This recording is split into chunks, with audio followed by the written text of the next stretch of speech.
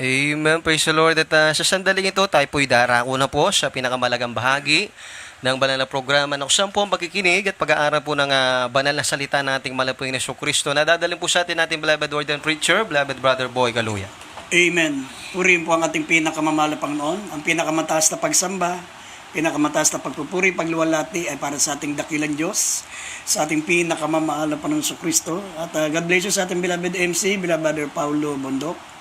At nagpapaabot po kami ng dobleng paggalang sa ating minamahal at ginagalang na pastor, beloved Evangelist Wilde Estrada Almeida, the end-time prophet of our loving God. Sa lahat ng mga beloved children, the Almeida family, sa lahat ng mga apo at mga manugang ng ating beloved pastor, at sa patuloy nating pag-alaala sa mga hindi malilimutang aral ng ating beloved Assistant Pastor Lina C. Almeida. Nagpapaabot po tayo ng maligayang kaarawan po sa ating beloved Assistant Pastor, beloved Lina C. Almeida, ang ating pong minamahal na magulang sa Panginoon. At gayon din, nagpapaabot po kami ng pagbati sa mga minamahal nating mga kapatiran sa ating pinakamamahal na Panginoon, Luzon, Visayas, Mindanao, sa Metro Manila, sa iba't ibang panig ng mundo na naabot po ng ating banal na gawain sa mga kapatiran natin dito sa buong Olonga po. Maligayang panonood at pakikinig po. At minsan pa tayo po manalangin muna mga minamahal upang minsan pa maunawaan natin ang kanyang mga banal na salita. Tayo po manalangin muna mga minamahal. Opo, dakilat na pagpala po naming Ama Diyos na makapangyarihan sa lahat. Sa makapangyarihang pangalan ng ating malapang sus, malapang nung minsan pa kaming humingi ng kapatawaran sa aming mga pagkukulang, sa aming mga kamalian. Malapang nung patawarin mo po kami, linisin mo po ang aming mga puso. Gawin mo kaming karapat dapat magdala ng banal at sagradong salita, O Diyos. Pahiran mo ang aming mga labi. Malapang Panginoon na maging pagpapala sa mga nakikinig sa mga oras na ito. Maging malapo kayo sa mga nakikinig, dagdagan mo ang kanilang pananampalataya. Bago matapos ang banal na programang ito, matanggap po nila ang kanilang mga pangangailangan, ang kanilang mga kahilingan, dakilang Diyos. At aming sinasaway lahat ng gawa ng kalaban, demons of unbelief and doubts, demons of hindrances. We bind up our darkness in Jesus' name. Amen and amen. Kindly, mami, na malbuksan muna natin ang ating pambungad na talata dito sa John 16, verse 33. Dito po sa aklat ni San Juan, Kapitulo 16, versikulo 33. Ang mga bagay na ito nga ay sinalita ko sa inyo, upang kayo'y magkaroon sa akin ng kapayapaan. Sa sanglibutan ay mayroon kayong kapigatian, ngunit laksan ninyo ang loob, aking dinaig ang sanglibutan. Amen. Purihin pong ating pinakamamahal na Panginoon, maminamahal. Ang ating paksa ay pamagatan po nating security in Christ. Alam niyo, maminamahal, ang isang practical na tao o mga matatalinong tao, mga minamahal, tandaan niyo po, napakalaga sa kanila ng tinatawag na insurance. Amen. Napakalaga sa kanila, mga minamahal, yung ini-insure nila yung kanilang mga ari-arian, ang mga negosyante, mga minamahal, naka-insured yung kanilang mga negosyo, ang kanilang mga sasakyan, pati nga ang kanilang mga buhay, mga minamahal, ito po'y sinisecure nila. Sapagkat darating ang araw, mga minamahal, na kakailanganin natin ito. Kaya nga mayroong mga iba't ibang mga ahensya ng insurance ngayon. Mayroong mga insurance life plan, mayroong SSS, mayroong pong GSIS, mayroon pong mga tinatawag na pag-ibig. Sa ngayon, mga minamahal, hindi pa po natin na makikita yung tinatawag na kahalagaan nito, lalo na pag hindi natin kailangan. Pero pag dumating na yung mga sakuna, dumating na po yung mga katulad niya, dumating yung kalamidad, nagkaroon ng mga sunog sa ating mga ari-arian, hindi naka-insured. Doon lamang natin makikita yung kahalagaan ng tinatawag na insurance. Kapag hindi natin mababawi. Pero pagpatungkol naman sa paglilingkod sa Diyos, maminamahal, napakalaga po na nakasecure tayo sa ating mahal na Panginoon Kristo. Sabi nga ng banal na kasulatan, napakinggan po natin, in this world, ye shall have tribulation. Kailangan, mga minamahal, habang nasa mundo ka, kinakailangan, mga minamahal, nakasecurity ang buhay mo sa mahal na Panginoon Kristo. Sapagat kapag tayo po, maminamahal, ay nakasecure sa ating pinakamamahal na Panginoon, wala kang dapat ipangamba, wala kang dapat ikatakot. Sapagat alam mo, mga minamahal, na ikaw ay panatag na nagtitiwala sa ating pinakamamahal na Panginoon. Yung mga taong hindi ganong practical, yung mga taong hindi matatalino, mga minamahal, baliwala sa kanila yung paglilingkod sa Diyos, baliwala sa kanila ang salita ng Diyos, baliwala sa kanila, mga minamahal, ang Diyos. Pero darating ang araw, mga minamahal, makikita nila kung gaano kahalaga. Pag dumating na, mga minamahal, yung tinatawag na panganib, pag dumating na yung tinatawag na kamatayan, doon mo lang nalaman na bakit hindi mo sinecure ang buhay mo sa ating mahal na Panginoong Kristo. Bakit na-focus ka sa mga material na bagay? Bakit ang pinagkaabalahan mo ay mga bagay dito sa lupa at hindi mo, mga minamahal, na secure ang iyong kaluluwa sa ating mahal na Panginoong Kristo? Gaya ng sinabi ng Biblia, "For what shall profit a man if he gain the whole world but suffer and lose his own soul?" Kaya dito po sa banal na kasulatan, mga minamahal, mababasa po natin, Christ is our perfect security. Kapag tayo po, mga minamahal, ay lumapit at naglingkod sa ating pinakamamahal na Panginoon, tanda mo ang ating pinakamamahal na Panginoong Kristo ang magiging perfect security natin. Siya po, mga minamahal, ang ating pong kasiguruhan. Sinabi ng banal na kasulatan, mga minamahal, "These things I have spoken unto you." Sinabi ng mahal na Panginoon. "These things I have spoken unto you, that in me ye might have peace." Sa ating pinakamamahal na Panginoon lamang mayroon tayong kapanatagan, mayroon tayong kapayapaan. Habang, mga minamahal, hindi ka lumalapit sa mahal na Panginoong Kristo, sinabi po ng Roma, Kapitulo 5, talatang 10, tayo po'y kaaway ng Diyos. Kaaway tayo ng Diyos. Kinakailangan makipagkasundo tayo sa ating pinakamamahal na Panginoon sa pamagitan ng pagsisisi, sa pamagitan ng pananampalataya at sa pamagitan po, mga minamahal, ng pakikinig ng banal na salita ng Diyos, at tayo po ay maglingkod na sa ating pinakamamahal na Panginoon. Ang sabi ng banal na kasulatan, pag tayo po'y tumanggap sa mahal na Panginoon, mga minamahal, sabi ng Roma 5:1, sabi, "Therefore being justified by faith, we have peace with God through our Lord Jesus Christ." Meron na tayong kapayapaan, mga minamahal, we have peace with God. Meron na tayong pakikipagkasundo, may kapayapaan na tayo sa Diyos. Ikaw na dating kaaway ng Diyos, nakipagkasundo ka na. We have peace with God, na dati kaaway ka ng Diyos, ngayon nakipagkasundo ka na sa Kanya. Kaya nga, panatag ka na, meron ka ng kapanatagan, sabi ng mahal na Panginoon, "In me ye might have peace." Sa akin, magkakaroon kayo ng kapayapaan, pero hanggang hindi tayo nakikipagkasundo sa Diyos, wala pong kapayapaan sa atin. Amen. Sabi po ng Roma 5:1, at italo natin ng Diyos, mga minamahal, dati kaaway tayo ng Diyos. Sabi rito. Dito po sa aklat ng mga taga-Roma, Kabanatay 5, talatay 1 at italo ng 10. Yaman nga na mga inaring ganap sa pananampalataya, mayroon tayong kapayapaan sa Diyos sa pamamagitan ng ating Panginoong Jesucristo. Sa 10, talo ng 10, sapagkat kung noong tayo mga kaaway ay pinagkasundo tayo sa Diyos sa pamamagitan ng kamatayan ng kanyang anak, lubha pa ngayong nagkakasundo na ay mga liligtas tayo sa kanyang buhay. Amen. Yan po ang katotohanan, mga minamahal. Amen. Ang sabi, tayo'y mga kaaway. Tayo'y mga kaaway ng Diyos nung hindi pa tayo nakipagkasundo sa ating mahal na Panginoon. Pero kapag tayo po, mga minamahal, ay lumapit sa mahal na Panginoon Kristo, nagpakumbaba, nagsisi sa ating kasalanan, at tanda ng maglingkod sa mahal na Panginoon, sabi ng Biblia, mga minamahal, "Therefore being justified by faith, we have peace with God through our Lord Jesus Christ." Meron na tayong kapayapaan, mga minamahal, sa Diyos. At ang sabi ng Biblia, kung noon tayo'y kaaway, ay nakipagkasundo tayo sa Diyos sa pamagitan ng kamatayan ng kanyang anak. Luba pang ang nangagkasundo na at nangaligtas tayo sa kanyang buhay. Ngayon, naligtas na tayo sa kanyang buhay.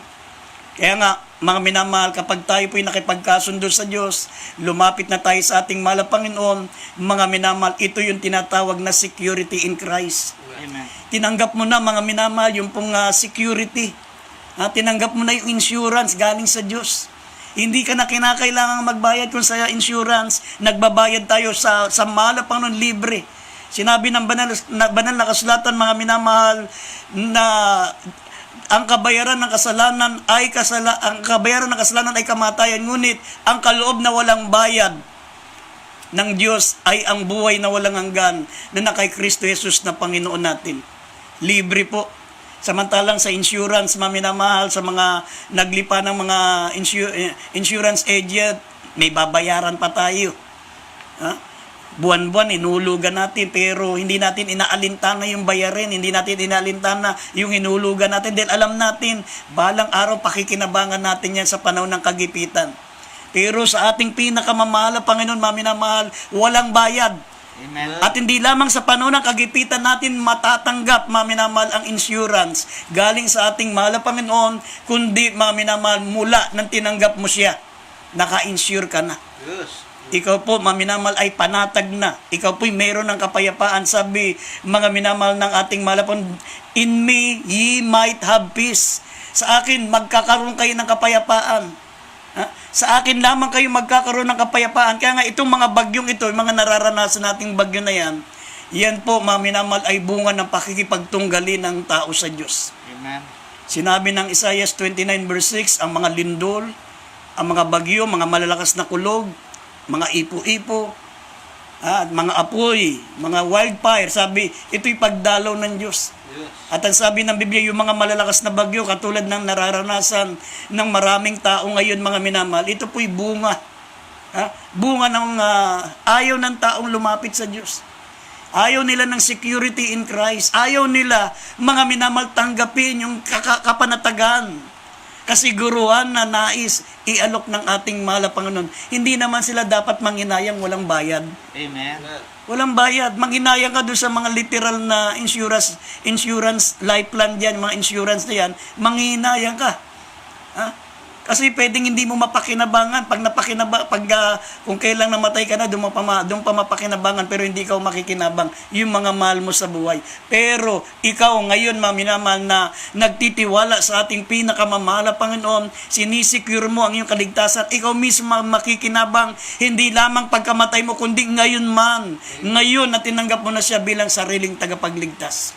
Sinabi ng talata, mga minamahal, sa Isaiah 29 verse 6 at Jeremiah, Kapitulo 25, talatang 32 hanggang 33, lahat ng mga malalakas na bagyo na yan, ng mga nararanasan ng tao ngayon, maminamal, bunga yan ng galit ng Diyos, bunga yan ng pagdalaw ng Diyos. Dinadalaw tayo ng malapanong sapagkat ayaw natin isecure ang buhay natin sa Kanya. Amen. Sabi rito, basahin po natin yung talata. Dito po sa aklat ng Isaiah, Kapitulo 29, versikulo 6.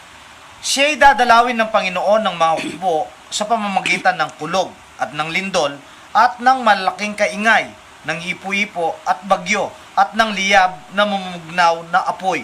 Dito po sa Jeremiah 25, Kapitulo 32 hanggang 33. Ganito ang sabi ng Panginoon ng mga hukbo. Narito, kasamaan ay mangyayari sa bansa at malalakas na bagyo ay ibabangon mula sa kabuli-hulihang bahagi ng lupa. At ang mapapatay ng Panginoon sa araw na iyon ay magiging mula sa isang dulo ng lupa hanggang sa kabilang dulo ng lupa. Sila'y hindi tatanghuyan o dadamputin man o ililibing man. Sila'y magiging dumi sa ibabaw ng lupa. Amen. Yan po, maminamahal, ang resulta ng taong ayaw, mga minamahal, lumapit sa ating mahal na Panginoon. Ayaw nilang isecure ang kanilang sarili sa Diyos. Sila po'y mga minamahal na nagtitiwala sa reliyon. Amen. Iniisip nila, mga minamahal, na pagkapanganak nila, sila po'y bininyagan, may relasyon na sila sa Diyos. Hindi po. Kailangan makipagkakilala ka sa Kanya. Sabi rito sa Job, chapter 22, verse 21 and 22, kailangan makipagkakilala ka sa Diyos sa pamagitan ng Kanyang salita. Sa pamagitan ng Kanyang mga utos sa Biblia. Hindi mo makikilala ang ating mahal na Panginoon, maminamalanggat. Hindi mo nalalaman ang Kanyang salita. Kaya sabi niya, these things I have spoken unto you. Kailangan mapakinggan mo yung salita na malapang sabi, narito sinasabi ko sa inyo, these things I have spoken unto you. Bakit sinabi niya? Sapagkat hindi natin makikilala, mga minamalang ating malapang nananggat, hindi natin napapakinggan ang Kanyang salita. Amen. Sabi rito sa Job 22, 21 and 22, magkakaroon tayo ng kapayapaan kapag tayo po'y nakakilala na sa Kanya. Basahin po natin yung Job 22, 21 and 22. Dito po sa aklat ng Job, Kabanatay 22. Ang talata po'y 21 at 22. Makipagkilala ka sa Kanya at ikaw ay mapayapa. Ano pat ang mabuti ay darating sa iyo. Iyong tanggapin. Isinasamo ko sa iyo ang kautusan mula sa Kanyang bibig at ilagak mo ang kanyang mga salita sa iyong puso. Amen. Amen. Yan po ang paraan ng pagkilala sa ating pinakamamahal na Panginoon. Ito yung paraan para makilala mo siya.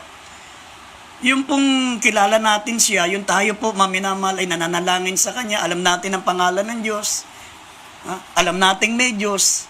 Mga minamahal, ikaw lamang po ang may pagkakilala sa Diyos. Pero ang Diyos hindi kakilala.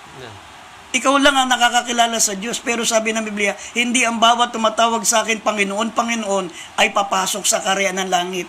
Kailangan makilala ka rin ng Diyos. At ang paraan ng pagpapakilala ng Diyos sa iyo, sabi rito, mga minamahal, iyong tanggapin. Isinasamo ko sa iyo ang kanyang kautusan mula sa kanyang bibig at ilagak mo ang kanyang mga salita sa iyong puso. Amen.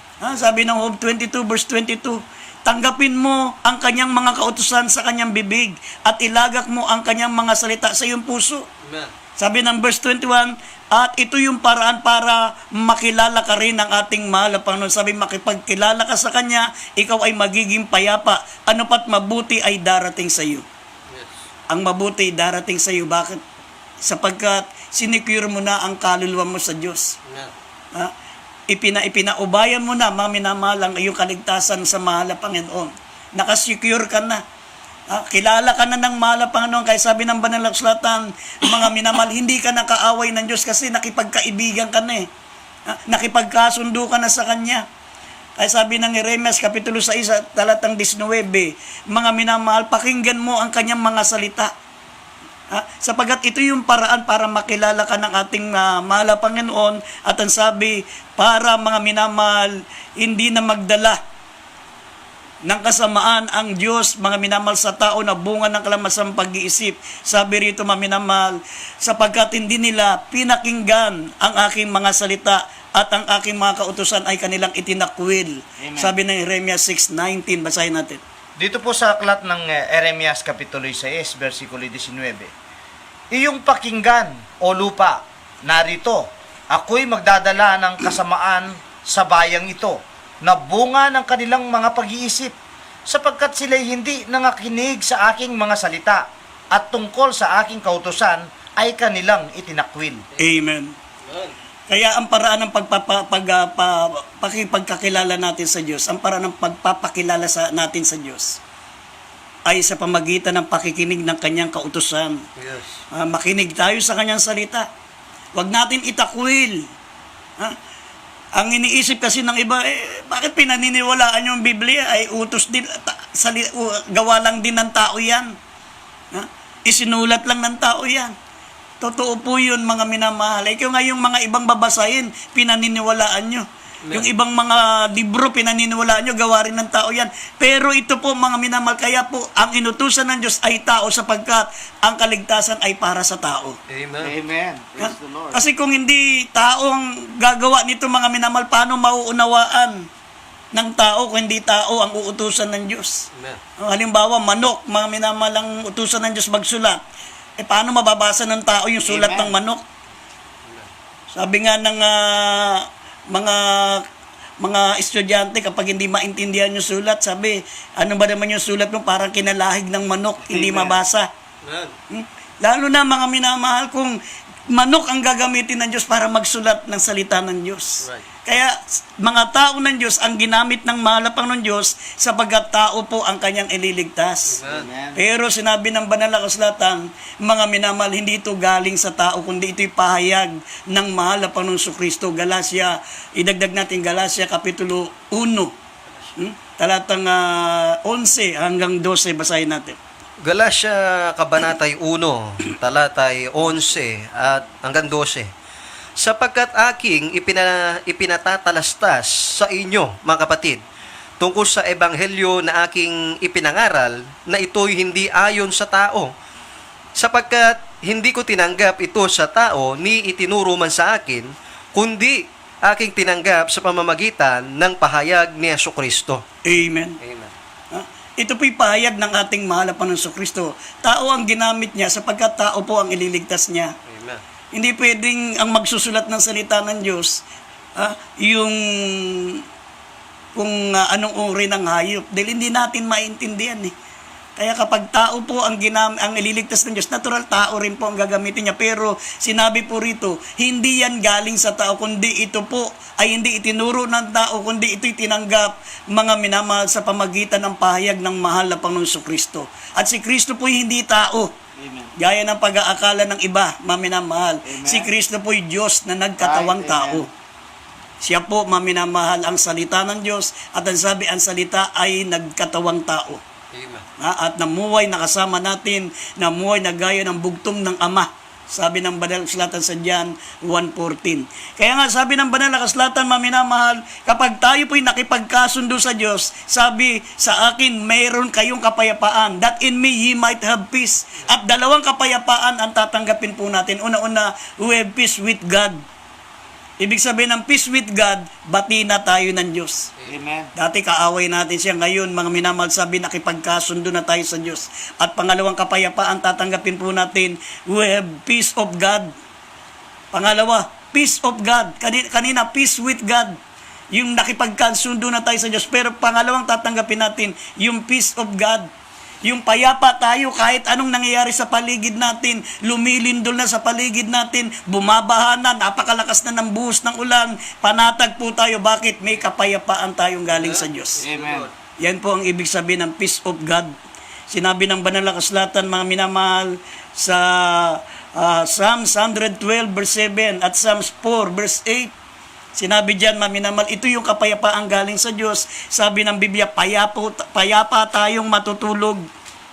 Payapa tayo, mga minamahal, na mahihigang tiwasay, sapagkat mga minamahal, nasa atin po ang kapayapaan galing sa Diyos. We have peace of God. Sabi rito, basahin po natin sa awit 112 talatang 7, awit 4 talatang 8. Yan ang ibig sabihin ng peace of God. Dito po sa aklat ng mga awit, 112 versikulo po 7. Siya hindi matatakot sa masamang balita. Ang kanyang puso ay matatag na tumitiwala sa Panginoon. At dito naman po sa awit 4, versikulo po ay 8. Payapa akong hihiga at gayon din matutulog, sapagkat ikaw, Panginoon, pinatatahan mo akong mag-isa sa katiwasayan. Amen. Amen. Yan po, maminamal, ang isa sa kasiguruhan na tatanggapin natin kapag tinanggap po natin ang security in Christ. Amen. Sabi ng Biblia, mayroon tayong kapayapaan. Sabi, that in me ye have peace. Yes. At ang kapayapaan, tatanggapin po natin dalawang uri. Peace with God at saka peace of God. Yung peace with God, bati na tayo ng Diyos, hindi na natin kaaway ang Diyos. At ang peace of God, payapa tayo, mga minamahal. Sabi ng Biblia, hindi tayo matatakot sa mga masasamang balita. At ang ating puso'y matatag na tumitiwala sa Diyos. Amen. Tumitiwala sa ating malapano. Kahit mabalitaan natin, magpuputukan na ang nuclear bomb, magkakaroon ng World War III, mga minamal, meron ng global warming, lumulubog na ang iba't ibang mga bansa, magkakaroon po ng mga malalakas na lindol, magkakaroon po ng volcanic eruption, hindi ka matatakot sa mga balita sapagkat alam mo na merong Diyos, mga minamahal, na magliligtas sa iyo. Amen. Meron Diyos, maminamahal, na naka-insure ka sa Kanya. Sinabi ng ating pinakamamahal na Panginoon, dito ko'y dadagdag natin ang Psalms 91. Sabi po rito, mga minamahal, verse 5 up to 10, o up to 11, basahin po natin, hindi ka matatakot. Kahit may dumating na salot sa gabi, sabi rito, maminamahal, hindi ka matatakot sapagkat iahabiling ka ng Diyos sa Kanyang mga anghel. Upang hindi ka matisod, upang hindi ka mapahamak. Sabi ng Biblia, the angel of the Lord encampeth around the righteous. Ang mga anghel ng Diyos ay nakapaligid doon sa mga minamahal na mga anak ng Diyos. Sabi niya dito sa Psalms 34 verse 7, na minamahal, ang anghel ng Diyos nakapaligid sa atin. Sabi dito sa Psalms 91 verse 5 hanggang 10, kahit hindi hanggang 11, dagdag natin mga talata. Dito po sa aklat po ng mga awit, kabanatay 91. Kabanatay 5 hanggang 11. Ikaw ay hindi matatakot sa kakilabutan sa gabi, ni sa panaaman na humihilagpos kung araw, dahil sa salot na dumarating sa kadiliman, ni dahil sa paghiba man na sumisira sa katanghaliang tapat. 1,000 ay mabubuwal sa iyong siping at 10,000 sa iyong kanan, ngunit hindi lalapit sa iyo.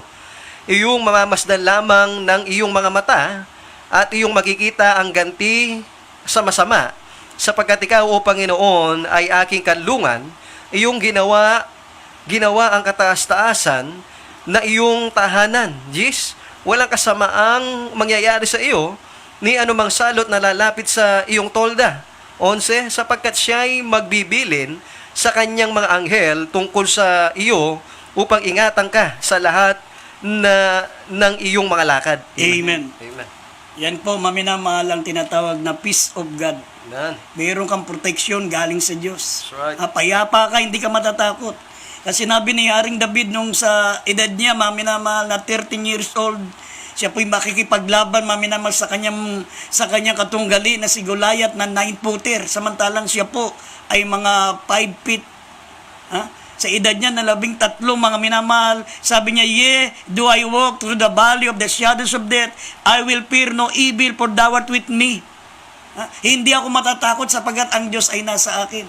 Amen. Payapa siya, mga minamahal, ipinagkakatiwala niya kanyang buhay sa Diyos na ating tagapagligtas. Kasabi ng Psalms 27 verse 1, "Ang Panginoon ang aking liwanag at aking kaligtasan, kanino ako matatakot? Ang Panginoon ay katibayan ng aking buhay, kanino ako masisindak?" Amen. Sabi ng Biblia, "The Lord is my light and my salvation. Whom shall I fear? The Lord is the strength of my life. Of whom shall I be afraid?" Kanino ako masisindak? Sabi ni Haring David, maminamahal. Kaya yan po ang kagandahan kapag nakasecure ka. Sabi ng Malapangan, "In me, ye might have peace." Yes. At pag hindi mo naman sinecure ang buhay mo sa mahal na Panginoon, wala ka rin mapupuntahan. Amen. Wala kang masusulingan, wala kang malalapitan. Sabi ng Biblia, "In this world you shall have tribulation." Wala kang pwedeng lapitan. Sabi nga ng Banal na Kasulatan, mga minamahal, kahit ang mga pangulo, kahit ang mga tao, mga rescuer, hindi makapagliligtas sa iyo. Ang makapagliligtas sa iyo, mga minamahal, ang ating dakilang Diyos. Kaya wala kang ibang lalapitan, wala kang ibang masusulingan, wala kang pwedeng tatawagan, kundi ang ating mahal na Panginoon. "In this world you shall have tribulation." Sa mundong ito, marami tayong madaranasan kapigatian. Yung mga nararanasan natin ngayon, maminamahal, yan po ay patunay lamang na tayo po'y nasa ilalim ng kahatulan ng Diyos. Ang mundo ngayon ay nasa ilalim ng kaparusahan ng Diyos. Kasi sinabi ng Banal na Kasulatan, magkakaroon ng kapigatian na hindi pa nangyayari mula na nagkaroon ng sanlibutan. Bakit? Sapagkat ang mundo ay nasa ilalim ng kahatulan ng Diyos. Yun yung sinabi ng mahal na Panginoon na sa mundong ito ay may kapigatian. "In this world, ye shall have tribulation." Basahin natin Mateo 24:21 hanggang 22 at basahin din natin ang Isaiah 13 verse 9 and verse 13. Dito po sa aklat po ng Mateo, kabanata po 24, talatay 21 hanggang 22. Dito sa talatang 21, "Sapagkat kung magkagayoy, magkakaroon ng malaking kapighatian, na ang gayoy di pa nangyayari buhat sa pasimula ng sanlibutan hanggang ngayon, at hindi na mangyayari kailanman." 22, "At malibang paikliin, ang mga araw na iyon ay walang lamang makaliligtas, datapot dahil sa mga hirang ay paikliin ang mga araw na iyon." Amen. Mismong sinabi yan ng ating mahal na Panginoong Jesucristo, maminamahal. Sabi, sa mundong ito ay meron kayong kapigatian. "In this world you shall have tribulation." Ang sabi rito, "For then shall be great tribulation." Sapagkat magkakaroon ng malaking kapigatian na sa gayo hindi pa nangyayari buhat sa pasimula ng sanlibutan hanggang ngayon. At hindi na mangyayari kailanman. Malibang paikliin ang araw ay walang taong makaliligtas. Ngunit dahil sa mga pinili ng Diyos ay paikliin ang araw na yun. Maraming kapigatian dito, mga minamahal. Kaya wala kang masusulingan, wala kang mapupuntahan, wala kang matatakbuhan, kundi ang ating pinakamamahal na Panginoon. Walang choice. Amen. kinakailangan nakasecure ka sa Diyos. Kinakailangan, mga minamahal, ilapit mo ang sarili mo sa mahal na Panginoon. Huwag ka nang magpakumbaba, ay huwag ka nang magmamatigas. Sabi ng Hebrew chapter 3 verse 15, pagkatapos na mapakinggan nyo ang salita ng mahal na Panginoon, mga minamahal, ay sumunod na kayo. Huwag natin papagmatigasin ang ating puso gaya ng pamumungkahi. Lumapit na tayo sa mahal na Panginoon, ating isecure ang ating buhay sa Diyos. Bakit? Sapagat ang mundong ito, mga minamahal, nasa ilalim ng parusa ng Diyos.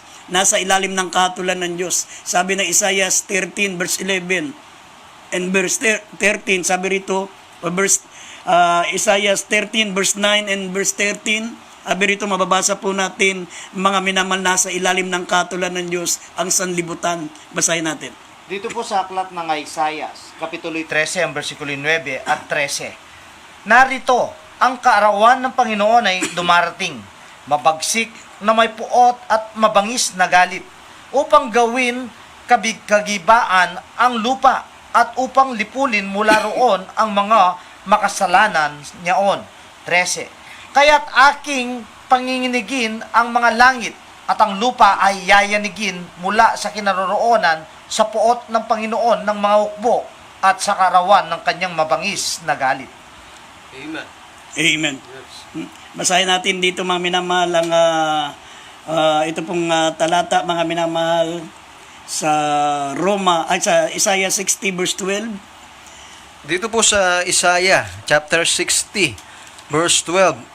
Sabi po dito sa Isaiah kabanata 60 versikulo 12, sapagkat yaong bansa at kaharian na hindi maglilingkod sa iyo ay mamamatay. Oo, ang mga bansang yaon ay malilipol na lubos. Amen. Wala tayong ibang tatakbuhan, mga minamahal. Amen. Wala tayong pwedeng lalapitan. Kailangan sa ayot sa gusto mo, isecure mo ang buhay mo sa Diyos. Isecure mo ang kaligtasan mo kay Kristo. Sabi niya, in this world ye shall have tribulation. Sa mundong ito, kayo ay mayroong kapigatian. May mga tribulation tayong mararanasan. Malalakas na lindol, malalakas na bagyo, volcanic eruption, mga minamahal, World War III, mga digmaan, mga salot, mga iba't ibang mga kapigatian na hindi na matatagalan ng tao, malibang paikli ng araw. Sabi, walang taong makaliligtas. Ngunit dahil sa mga lalapit sa Diyos, mga minamahal, paikliin ang panahon na yan. Amen. Sabi rito sa Lucas 21 verse 11, magkakaroon ng mga malalakas na lindol. Sa iba't ibang dako, magkakagutom, magkakasalot, magkakaroon ng mga bagay na kakilakilabot, mga dakilang tanda mula sa langit. Magkakaroon ng mga katakot-takot na kapigatian. Basahin natin Mateo, dito sa Lucas 21:11. Dito po sa aklat ni San Lucas, Kapitulo 21, versikulo 11. At magkakaroon ng malakas na lindol, at sa iba't ibang dako ay magkakagutom, at magkakasalot, at magkakaroon ng mga bagay na kakilakilabot, at ng mga dakilang tanda mula sa langit. Amen. Amen. Ano yung tinutukoy ng mga dakilang tanda mula sa langit? Yan po yung mga tinatawag, mga minamahal, na nuclear bomb. Amen. Makikita nila yung tanda sa langit, yung parang cauliflower. Makikita nila sa langit, mga minamahal, yung pala, mayroon ng pumutok na isang nuclear bomb na kayang pumuksa ng isang bansa. Amen. Ang nuclear bomb ng mga tao sa buong mundo, mga minamahal, ng mga malalaking bansa, umabot na raw po ng 23,000 nuclear bomb. Kung hindi ka mamamatay ng instant sa nuclear bomb, yung radiation nito, Amen. unti-unti kang magkakaroon ng mga sugat. Yung isip mo, mga minamahal, magkakaroon ng depekto. Mawawala ka sa sarili. Yun ang radiation. Yung katawan mo, mga minamahal, ito po'y parang malulusaw. Magkakaroon ka ng sakit. Kaya nga, hindi mo matatagal. Kung hindi ka mamatay ng instant na para kang naging lobo na pumutok, pag tinamaan ka ng nuclear bomb, yung radiation, hindi ka makakaligtas. Imagine, 23,000. Amen. Paano ka makaligtas dyan? Amen. Kaya yung sinabi ng banal na kasulatan, wala kang ibang tatakbuhan, wala kang masusulingan, sapagkat, mga minamahal, ang kapigatian, sabi ng Biblia, ito po ay hatol ng Diyos. Ang sabi ng Biblia, ang sanlibutan ay nasa ilalim ng kahatulan ng Diyos. kinakailangan mong magpakumbaba, kinakailangan mong lumapit sa mahal na Panginoon, sumamba at maglingkod sa Diyos. Sabi, ang mga bansa, ang mga bayan na hindi maglilingkod sa Diyos ay malilipol na lubos. Amen. Anong nagagawa, mga minamahal, ng paglilingkod natin sa Diyos? Basahin natin ang Genesis chapter 8 verse 20 up to 21. Mga minamahal, nung si Noah, mga minamahal, ay pagkatapos ng pagkagunaw, umulan ng 40 araw at 40 gabi, nagunaw po, mga minamahal, ang sanlibutan sa pamagitan ng tubig. Nung nagandog si Noah, mga minamahal, sa Diyos, sabi ng ating mahal na Panginoon, mga minamahal, ikinalulungkot ko, hindi ko nagugunawin muli ang mundo. Amen. Lumambot ang puso ng Diyos. Ibig sabihin, pag tayo naglilingkod, pag tayo po'y sumasamba sa Kanya, kapag tayo po ay umiibig sa mahal na Panginoon, mga minamahal, napapawi ang galit ng Diyos. Yes. Sabi rito, basahin na Genesis 8:20 up to 21. Dito po sa aklat po ng Genesis, Kabanatay 8, talatay 20 at 21. At ipinagtayo ni Noe ng isang dambana ang Panginoon at kumuha sa lahat na malinis na hayop at sa lahat na malinis na ibon at nag-alay ng mga handog na susunugin sa ibabaw ng dambana. 21. At sinamyo ng Panginoon ng masarap na amoy at nagsabi ang Panginoon sa sarili, hindi ko na muling susumpain ang lupa dahil sa tao, sapagkat ang haka ng puso ng tao ay masama mula sa kanyang pagkabata, ni hindi na ako muling lilipulin pa ang lahat na nabubuhay na gaya ng aking ginawa. Amen. Amen. Mga minamahal, ibig sabihin, lumambot ang puso ng Diyos kapag tayo po'y naghahandog ng paglilingkod sa Kanya. Naghahandog tayo para sa Diyos. Sabi niya, hindi niya nalilipulin ang tao. Pero sapagkat ang tao po'y talagang ubod ng sama, talaga nagpatuloy ang kasamaan hanggang sa kapanahunan natin, mas masama pa ang tao ngayon kaysa nung kapanahunan ni Noe. Yes. Kaya nga sabi ng 2 Pedro 3:10, mga minamal, ang buong sangkalupaan at ang buong sangkalangitan ay mapupugnaw naman sa matinding init. Gugunawin naman ng Diyos ang mundo sa pamagitan ng matinding init. Amen. Kung dati po, mga minamal, sa pamagitan ng tubig, ngayon, mga minamal, sa pamagitan ng init. Namumugnaw na apoy, sabi ng Biblia. Kaya nga, mga minamahal, sabi ng Biblia, kung tayo po ay maglalagak ng tiwala sa mahal na Panginoon, insisecure natin ang ating buhay sa Kanya. Be of good cheer, for I have overcome the world. Magiging mananagumpay tayo sa sanlibutan. Amen. Kung paano napagtagumpayan ng mahal na Panginoon, mga minamahal, ang sanlibutan, ang kahirapan, naranasan ng mahal na Panginoon yan dito sa mundo. Ang kapigatian, naranasan ng mahal na Panginoon yan. Ang kalamidad, ang pag-uusig, ang karamdaman, maging ang kamatayan, naranasan ng mahal na Panginoon. Pero napagtagumpayan niya ng mahal na Panginoon. Siya nabuhay na maguli pagkatapos ng 3 araw. Mga minamahal, lahat ng kahirapan, kapigatian, kalamidad, pag-uusig, karamdaman, at kamatayan ay napagtagumpayan ng ating mahal na Panginoon. Sabi ng huling talata sa unang 1:5, talatang 4, tayo mga anak ng Diyos ay magiging mananagumpay din sa pamagitan ng pananampalataya. Sabi, be of good cheer, for I have overcome the world. Ang tagumpay ng mahal na Panginoong Kristo ay tagumpay nating mga anak ng Diyos. Huling talata, unang 1:5-4. Dito po sa aklat ng unang 1, Kapitulo 5, versikulo 4. Sapagkat ang sino mang ipinanganak ng Diyos ay dumadaig sa sanglibutan. At ito ang pagtatagumpay na dumadaig sa sanglibutan, sa makatwid ay ang ating pananampalataya. Amen. Sabi ng Banal na Kasulatan, ang sino mang ipinanganak ng Diyos ay dumadaig sa sanlibutan. At ito ang pagtatagumpay na dumadaig sa sanlibutan, sa makatuwid ang pananampalataya natin sa mahal na Panginoon.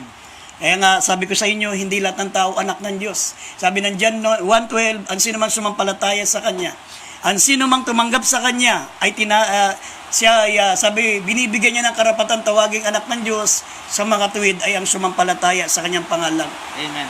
Kaya sa gabing ito, tanggapin yung ating mahal na Panginoon. Mga minamahal, sumampalataya tayo sa mahal na Panginoon.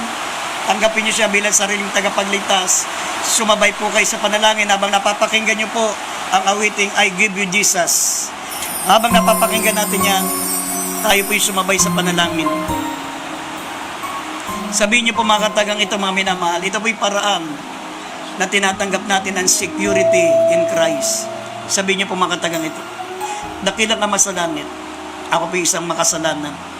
Mala Panginoon, nagsisisi po ako sa lahat ng aking mga kasalanan. Mula nang ako po'y nagkaisip hanggang sa oras na ito. Mala Panginoon, ipinagkakatiwala ko po ang aking buhay sa iyo. Isinusuko ko po ang aking kasalanan. Pinagsisisihan ko po at tinatanggap kita bilang aking sariling tagapagligtas. Iligtas mo po ako sa ng aking mahal sa buhay. Sa pangalan ni Jesus na aking tinatanggap mula ngayon at magpakailanman. Amen and amen. Opo, dakilat pagpala po namin Ama, patawarin mo po sila. Isulat mong kalmapangalan sa aklat ng buhay. Gayun sila mga tunay na anak mo, Panginoon, natin dinawa ito ang una tuloy ng kalampaglilingkod, pananampalataya, kundi ito po ang maging simula, Panginoon. Iligtas mo sila sa ng kalmahal sa buhay, sa makapangyarihang pangalan ni Jesus, in Jesus' name. Amen and amen. Mga minamahal, bilang point of contact, ipatong niyo po yung mga kamay sa inyong mga gadget na pinakinggan. Hawakan niyo yung cellphone o kaya ipatong niyo yung kamay sa inyong laptop, sa inyong gadget. Habang ang kabilang kamay, ipatong niyo po sa bahagi ng inyong katawang may karamdaman o sa inyong mga loved ones may matataglay na karamdaman. Mga minamahal, sama-sama po tayong manalangin. Dakilat pagpala po naming Ama Diyos na makapangyarihan sa lahat. Sa pangalan namin pinakamamahal na Panginoong Kristo, Panginoon, minsan pa kami po isama-samang dumudulog sa iyo sa pangunang panalangin ng aming beloved pastor. Dakilang Diyos, patuloy mo pong pag-ingatan ng mga minamahal namin makapatiran sa dako ng Ilocos Sur. Panginoon, ang mga kapatiran namin sa Bigan, Panginoon, ang mga kapatiran namin sa Mountain Province, Panginoon, sa dako ng Abra, sa dako po, Panginoon, ang Lawag. Saan naroon, Panginoon, sentro ng Bagyo, protektahan mo mga minamahal na makapatiran sa po na ari-arian. Panginoon, balutin mo po ng dakilang kapangyarihan ng mga minamahal na makapatiran doon. Gaya po ng iyong sinabi sa iyong mga salita, Panginoon, ang mga nagtitiwala sa iyo hindi mapapahamak. Gayun din, O Diyos, patuloy po namin dalangin complete healing ng beloved brother Bong Biong, Panginoon. Si Leticia Carino, Panginoon, kanyang cancer sa leeg. Pag-imalaan mo po siya, bigyan mo siya ng kompletong kagalingan. Si Sheila Bello, Panginoon, makarating nawa ng ligtas, Panginoon, sa dako po ng United Kingdom, Panginoon. Si Edith Ruiz, dalangin po namin, Panginoon, ng kanyang thyroid, mataas na blood pressure, bigyan mo ng kompletong kagalingan, ibalik mo sa normal na kanyang blood pressure. Si Nestor Capinya, Panginoon, may diabetes, pagalingin mo karamdaman niyang diabetes, dakilang Diyos.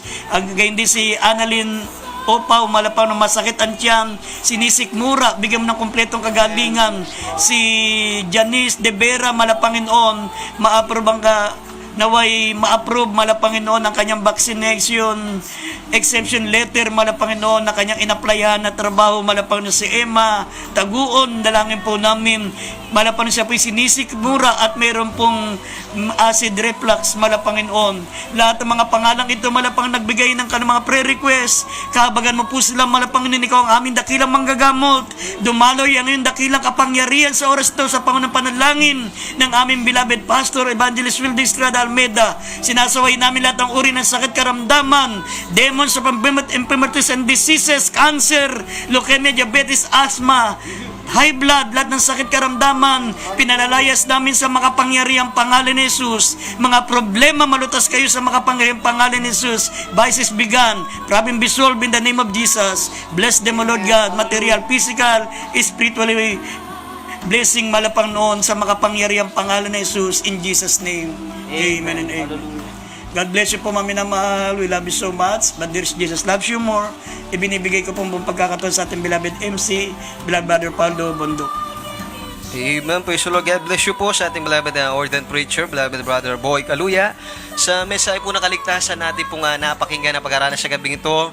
At muli po sa pangunguna po ng aming beloved pastor, Evangelist Wilde Almeida, kami po pasamantalang nagpapaalam sa gabing ito sa bukas 9 p.m. to 10 p.m. pa rin po. At ating pong nakasama, nakapiling ating mga ngaral, ating pong beloved ordained preacher, beloved Brother Boy Kaluya, sa ating pong beloved preacher, Brother Lito Payumo, nakasama natin sa gabing ito. At sa lahat po ng ating mga beloved live webcast viewer, ang Diyos po magpala sa inyo. We love you in the Lord, but dearest Jesus loves you more. God bless you po, and good night.